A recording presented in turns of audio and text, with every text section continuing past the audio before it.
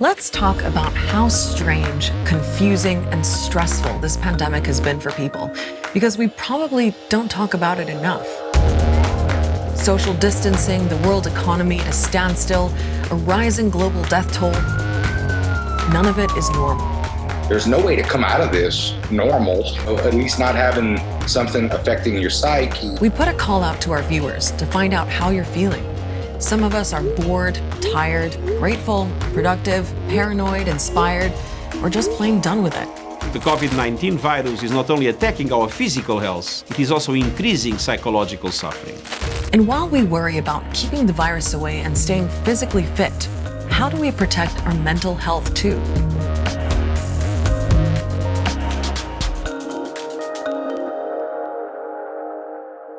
In some parts of the world, lockdowns have stretched on for weeks, even months. There's talk of more down the road, and in countries where restrictions are being lifted, we're still keeping our distance and we're not socializing the way we used to. The consensus is all of that is having an effect on us and our mental health. You've probably heard that human beings are considered social animals. Well, that's based on science. Humans are one of the most vulnerable species at birth and need to rely on others for survival. Our brains have adapted to having others as our baseline. And so when this lack of proximity to trusted others is absent, that it puts us in a heightened state of alert. Essentially, our brains are hardwired to feel safe knowing we can turn to others if we need to. So whenever we feel lonely, the fight or flight area in our brain releases stress hormones, like adrenaline, into our nervous system. And if we stay in that state of alert for a long time, it starts having a physical effect on our body, like on our digestive and immune systems. The risk of heart attack, stroke, and type 2 diabetes can also go up. Some studies show that loneliness can even shorten your life. What we found was that loneliness was associated with a 26% increase risk for earlier death, social isolation a 29%, and living alone a 32%. But it's not just isolation that's stressing out our brains and bodies. It's everything. Now, the number of coronavirus cases globally has crossed 4 million.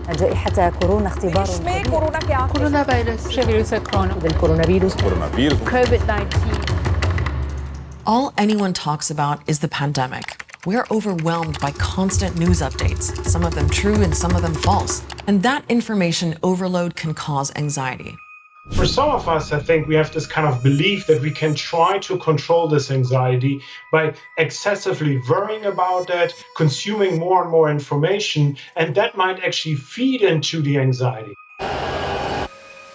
But most things seem to be out of our control, and that uncertainty is wearing people down.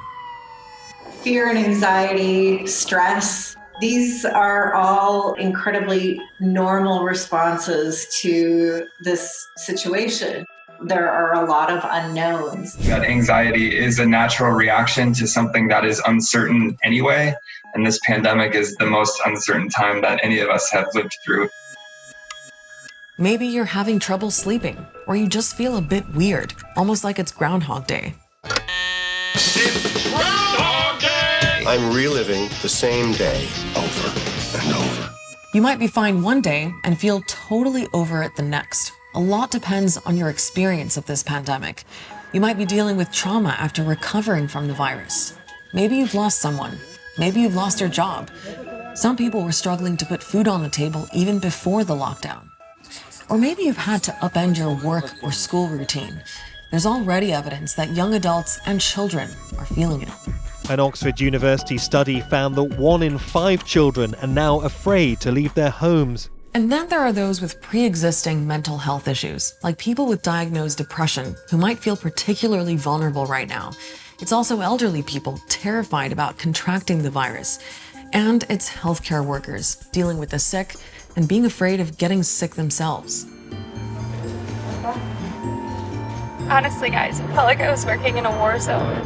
For me to say I don't feel fear going into a room or anxiety, that my heart doesn't start pounding and my stomach doesn't turn is a lie. Mental health experts say an entire generation of medical workers will likely suffer prolonged psychological effects from working through this pandemic.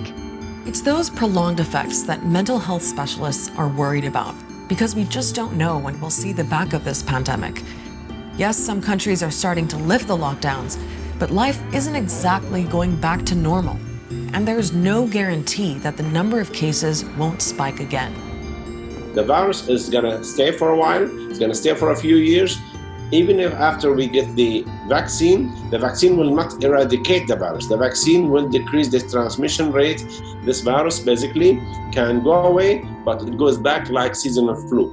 That means that whatever we're feeling now could last a while. After the SARS epidemic in 2003, people still showed what's called avoidance behavior. A study found that about 1/5 of people were avoiding public spaces weeks later. 1/4 avoided crowded and enclosed places, and just over half still avoided people who coughed or sneezed. I do worry that there will be continued lingering fear around being close to others. There are also concerns about other ways people might respond. A report in the Lancet Medical Journal says there are suggestions that the number of deaths by suicide will rise. In Australia, for instance, calls to this helpline have gone up by 40% since the pandemic began. But there's not a lot of data yet linking suicide rates to COVID-19. Specialists we've spoken to say that, first of all, people who decide to take their own life do it for several reasons, not just one. That an increase in calls to support lines doesn't necessarily indicate an increase in suicidal actions, and that more people reaching out might actually be a good thing. In fact, some researchers say people who've already sought mental health treatment are in a better position to cope.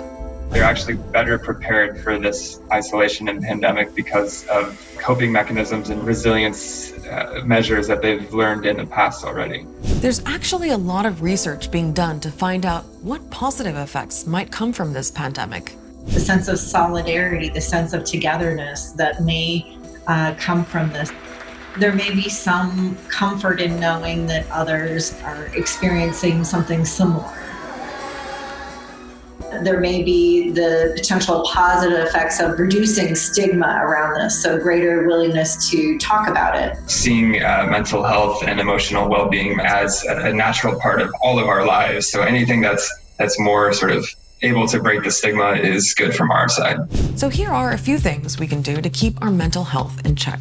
Really good to find ways to kind of have little project tasks or little ways to achieve something throughout the day. Pick up a phone and check in on family members, friends, neighbors. The best thing that you can do is inform yourself with legitimate sources. The easiest way to do that is to look to the World Health Organization. Facts minimize fear. Whatever you're feeling, you're definitely not the only one.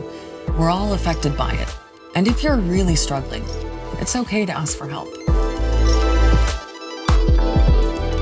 The World Health Organization has an online campaign called Healthy at Home that has lots of advice.